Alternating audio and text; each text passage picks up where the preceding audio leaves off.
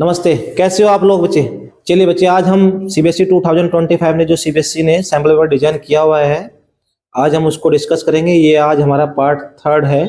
मैंने पहले 2 part solve करवा दिए, जिसमें एमसीक्यू और second part B, section B, जिसमें 2 मार्क्स के क्वेश्चन वो मैंने सोल्व करवा दिए हैं। जिस बच्चे ने नहीं देखे हैं वो पीछे जाके वीडियो चेक करें, आपको सॉल्यूशन सभी मिल जाएंगे। तो मेरे भाई, आज हम आगे की ओर बढ़ते हैं। पहला क्वेश्चन आपको आपके सामने दिखाई दे रहा है, ये सेक्शन सी है जो 3 मार्क्स का है हमारे पास में। चलिए बच्चे, पहला क्वेश्चन देखो कैसे होगा, ध्यान से समझो बेटे। पहला क्वेश्चन कह रहा है हमसे कि triangle ABC DE and F are the midpoints of BC CA and AB respectively. Prove that triangle FBD similar to triangle DEF and triangle DEF similar to triangle ABC. बच्चे ध्यान से समझो, आप एक बात को यहां पे फोकस करना लैंग्वेज पे क्वेश्चन की। ये हमारे पास में एक ट्रायंगल है, क्या है मेरे भाई? ट्रायंगल है। ये है A, this point B and this also point C, this is D, this is E and this is F. ये फिगर आपको आपके क्वेश्चन में गिवन है। क्वेश्चन ने कहा D E and F are the mid point of B C C and A B. चलिए बेटे, आप ध्यान से समझो। पहले आपको क्या करना है? प्रूव करना है। क्या करना है? प्रूव करना है। Prove that triangle F B D similar to triangle DEF and triangle DEF similar to triangle ABC. बच्चे ये बात हमें क्या करनी है? प्रूव करनी है। अब देखो आप, सिंस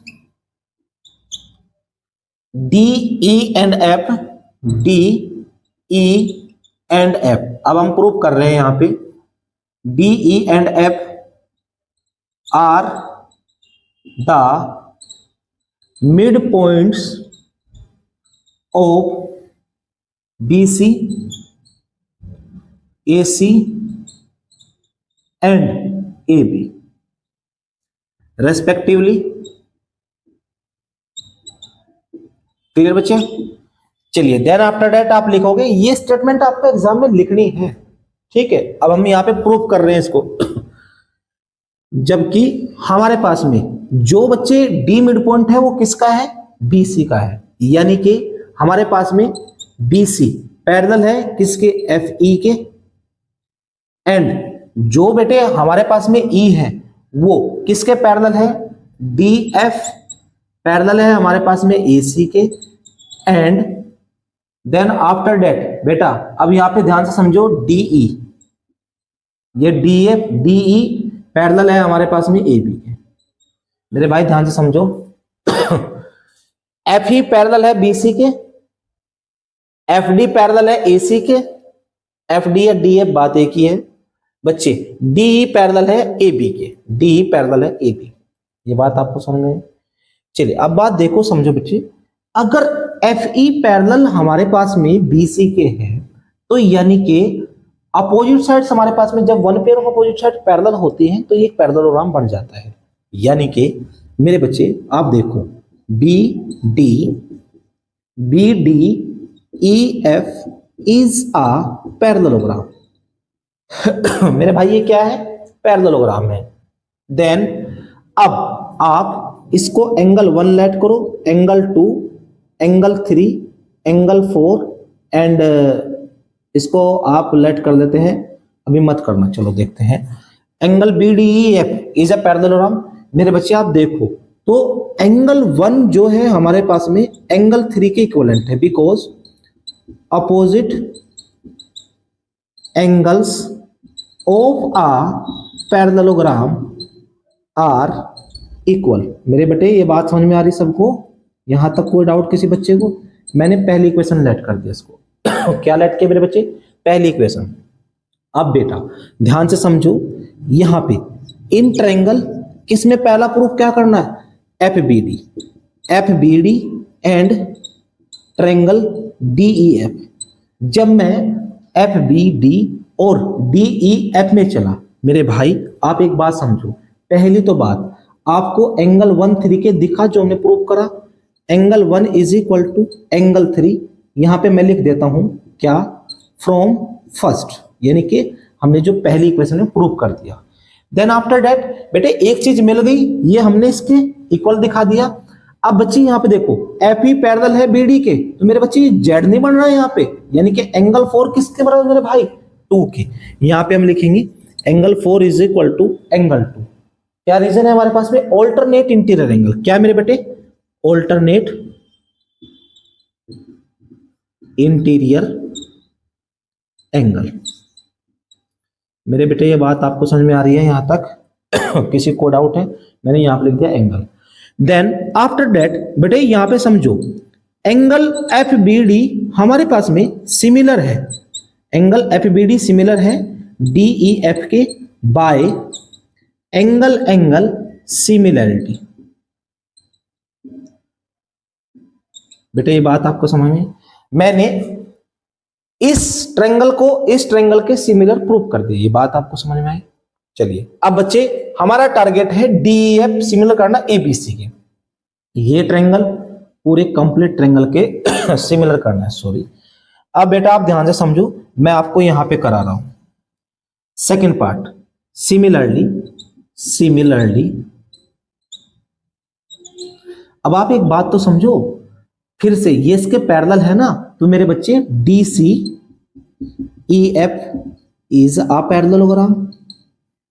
जब D C E F is a parallelogram, इसको मैंने एंगल 5 माना, तो मेरे भाई एंगल 4 हमारे पास में एंगल 5 के बराबर है। क्यों, रीजन आपको पता है क्या, opposite angles of a parallelogram are equal. क्या है मेरे बच्चे, इक्वल है, ये बात आपको समझ में आई। देन आफ्टर दैट अब मैं लिखूंगा यहां पे क्या, triangle in triangle DEF and triangle ABC. बेटा आप ध्यान से समझो और इसको मैं सेकंड इक्वेशन लेट करता हूं एंगल 4 और 5 को लेकर, ठीक है बेटे। चलिए बच्चे अब आप लिखो एंगल 4 हमारे पास में एंगल 5 के इक्विवेलेंट है, क्या, फ्रॉम सेकंड। क्लियर बच्चे, एंगल 4 एंगल 5 के इक्विवेलेंट हो चुका।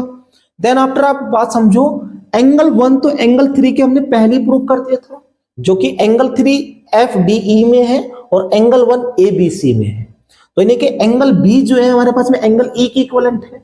ये बात आपको समझ में आई मेरे बच्चे, इसलिए मैं यहां पे लिखता हूं angle 1 is equal to angle 3। क्या रीजन है, फ्रॉम फर्स्ट।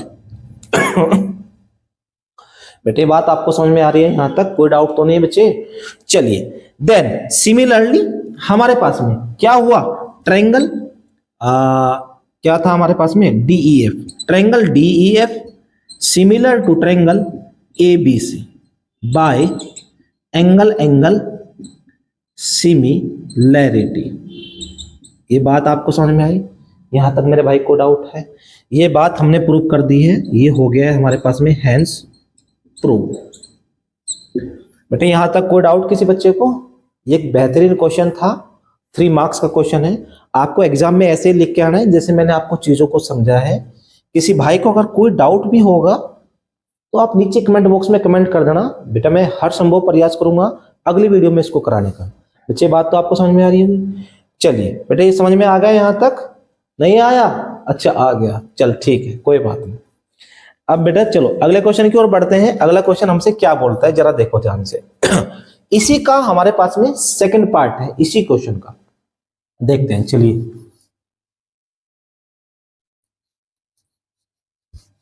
आपको चीजों को बेटा पढ़ना पड़ेगा, एग्जाम आपके बहुत क्लोज है और ये जो सैंपल पेपर है ये इंपॉर्टेंट है आपके लिए, इट्स वेरी क्रूशियल है।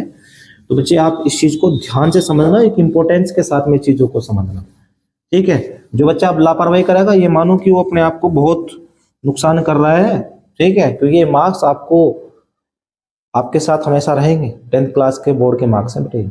चलिए सेकंड क्वेश्चन है, यानी कि सेकंड पार्ट है, पार्ट बी हमारे पास में और करके आया हुआ है, क्वेश्चन नंबर 26 बेटे, क्वेश्चन नंबर 26 का बी पार्ट है मेरे बेटे। ये बात आपको समझ में आ रही है यहां तक? बेटे क्वेश्चन कह रहा है हमसे क्या, जरा देखो ध्यान से। In triangle ABC P and Q are the points on A B and A C. बेटे अब देखो ध्यान से, ये हमारे पास में एक ट्रायंगल है। क्या है मेरे बच्चे? एक ट्रायंगल है जिसका नाम हम ए बी एंड सी रखा हुआ है। बेटा यहां पे उसने कहा ए बी एंड ए सी। अच्छा, P and Q are the mid point, this point P and this point Q, this is the mid point है। दोनों को ज्वाइन करा ए बी और A C such that P Q parallel to B C. और बेटे ये वाली side इस वाली साइड के पैरेलल हो चुकी। Then prove that A D is the median from A. हमने एक एडी मीडियन ड्रॉ करी किस पॉइंट से? ए से। बेटे ऑन बीसी, बीसी के ऊपर तो पी क्यू जो है हमारे पास में बाइसेक्ट करता है। हमें ये प्रूव करना है दिस पॉइंट आर, तो हमें प्रूव करना है पी क्यू बाइसेक्ट। अच्छा, पी क्यू बाइसेक्ट करता है। मेरे बच्चे आप ध्यान से समझो चीजों को, जो मैं आपसे बताने का प्रयास कर रहा हूं। फोकस करना क्वेश्चन की लैंग्वेज पे। बेटा आप देखो, सबसे पहले आपको एक बात पता है क्या? In triangle A P R and triangle A B D, तो मैं किस में चलूंगा बेटे? ए बी डी में। जब हमारे पास में पी क्यू पैरेलल है किसके? बी सी के। When P Q parallel B C. ये बात आपको समझ में आया मेरे बच्चे? कोई डाउट है यहां तक? चलिए अब आगे की ओर बढ़ते हैं। ध्यान देना क्वेश्चन की लैंग्वेज में। तो बच्चे आपको एक बात समझ में आ रही है, यहां पे एंगल ए पी आर और ए बी डी दोनों में एंगल ए कॉमन आ रहा है हमारे पास में। क्या आ रहा है मेरे भाई? एंगल ए कॉमन है। तो मेरे बच्चे मैं लिख रहा हूं angle A is equal to angle A. क्या रीजन है?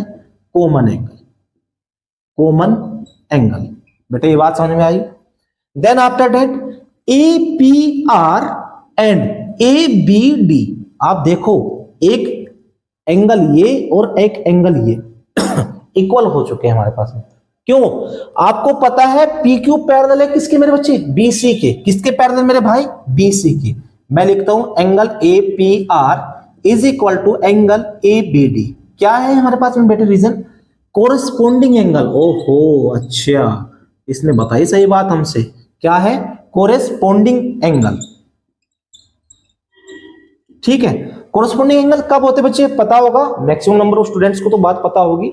When two lines are parallel, जब हमारे पास में दो लाइन पैरेलल होती है, then थर्ड लाइन जिसको हम क्या बोलते हैं? We can say transversal line.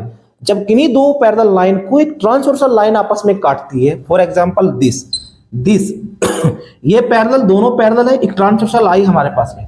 इस ट्रांसवर्सल लाइन ने इन दोनों लाइन को कट कर दिया, तो हमारे पास में ये this angle and this angle, both angles are equal.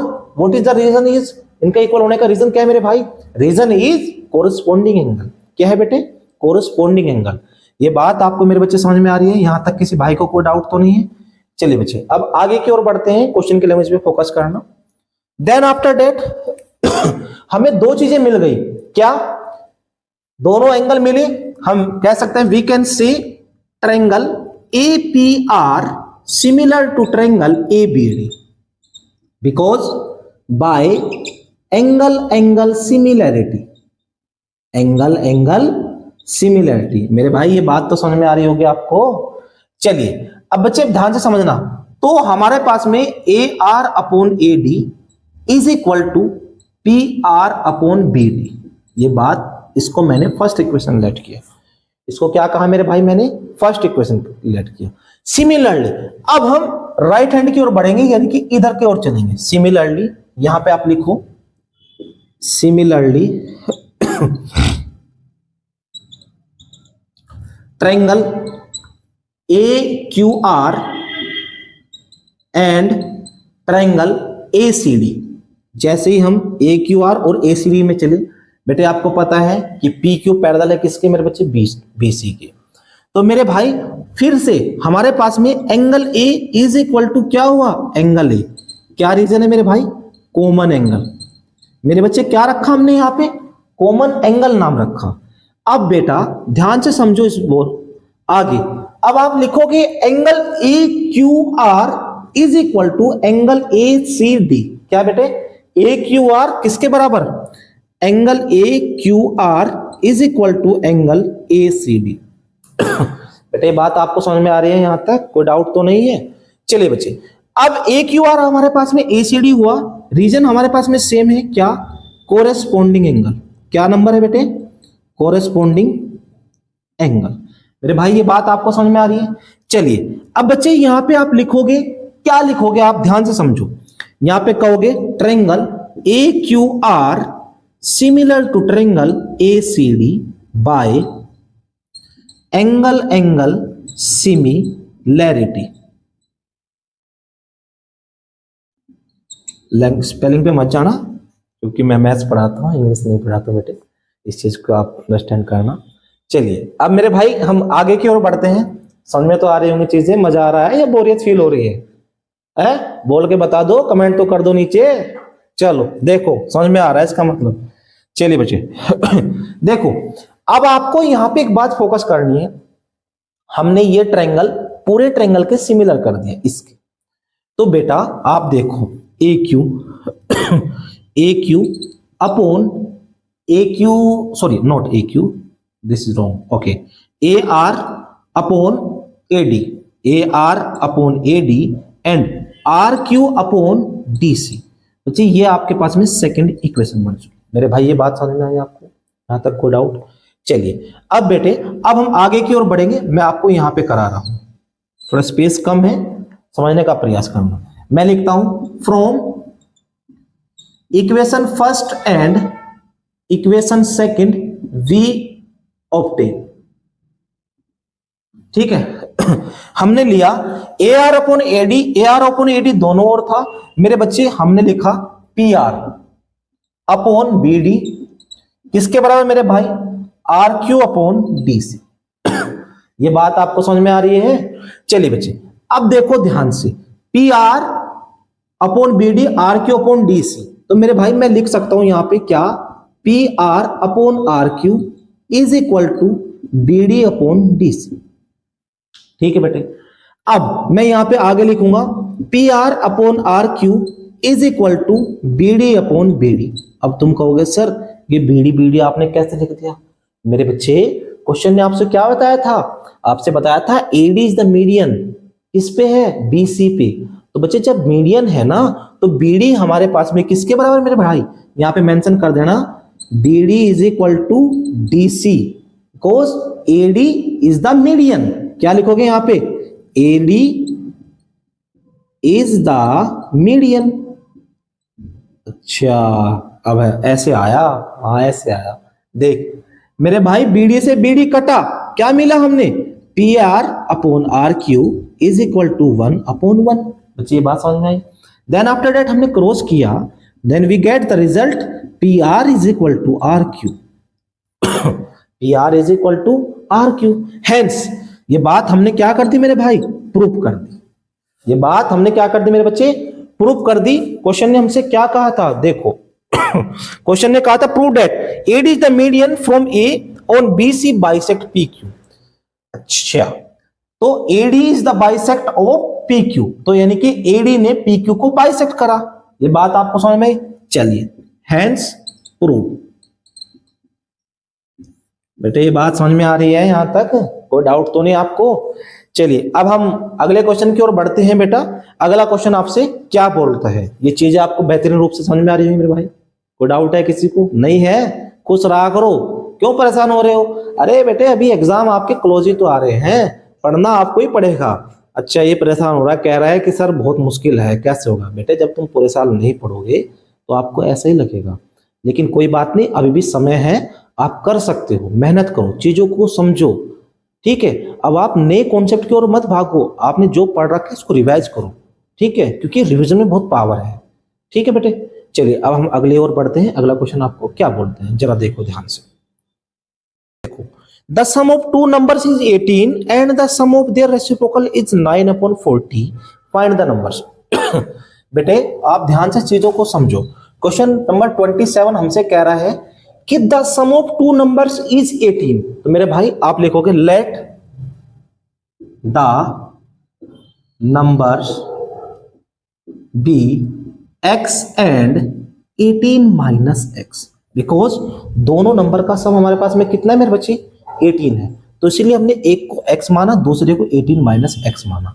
Then after that according to question, and question is see that the sum of their reciprocals is 9/40. मेरे भाई रेसिप्रोकल का सम यानी कि 1/x प्लस 1/18 माइनस x का सम 9/40 है.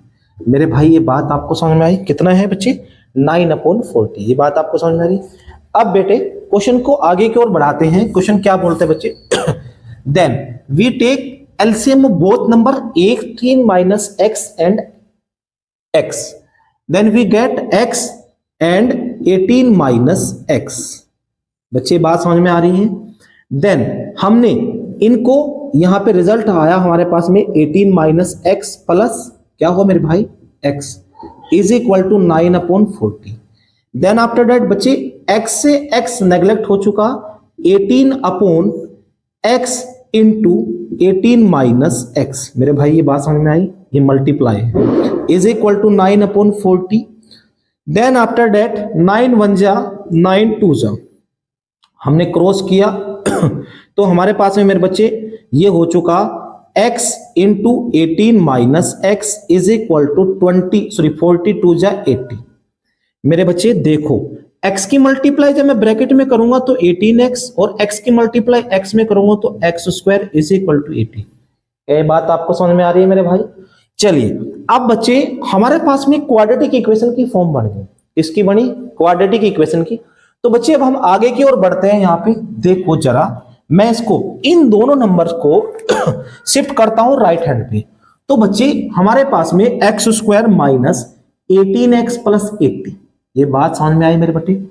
अब हमें 80 के ऐसे फैक्टर करने हैं जिनका सम हमारे पास में 18 आए और प्रोडक्ट 80 हो, प्रोडक्ट 80 हो. तो हमने कहा 80 तो 10 इंटू 8, 10 8 जा 80 और 10 प्लस 8 18. बैठ गए मेरे भाई, बात समझ में आई. चलिए अब बेटा ध्यान से समझो चीजों को. x² minus 10 plus 8 into x plus 80 is equal to 0. Then after that x² minus 10x minus plus minus 8x plus 80 is equal to 0. मेरे बच्चे बात आपको समझ में आ रही है यहां तक. चलिए बेटा अब आगे की ओर बढ़ते हैं. This is first pair and now this is last pair. Then we take the common of x² minus 10x. Then we take common x दोनों नंबर में से. x हमारे पास में कॉमन तो x minus 10 and take common is 8 bracket x minus 10 is equal to 0. खांसी होगी भाई, ठीक है, सर्दी का मौसम चल रहा है. चलिए कोई बात नहीं, दवाई ले रहे हैं, हो जाएगी ठीक. अब मेरे बच्चे हमने इन दोनों में से फिर कॉमन लिया क्या, x minus 10 and x minus 8 is equal to 0. अब बेटा ध्यान से समझो, हम क्या कहेंगे, x माइनस 10 किसके बराबर मेरे बच्चे, 0 के बराबर. तो then x is equal to क्या हुआ मेरे भाई, 0 हो चुका. x is equal to 10 sorry, and x minus 8 is equal to 0 and x is equal to 8. तो बेटे ये बात आपको समझ में आई.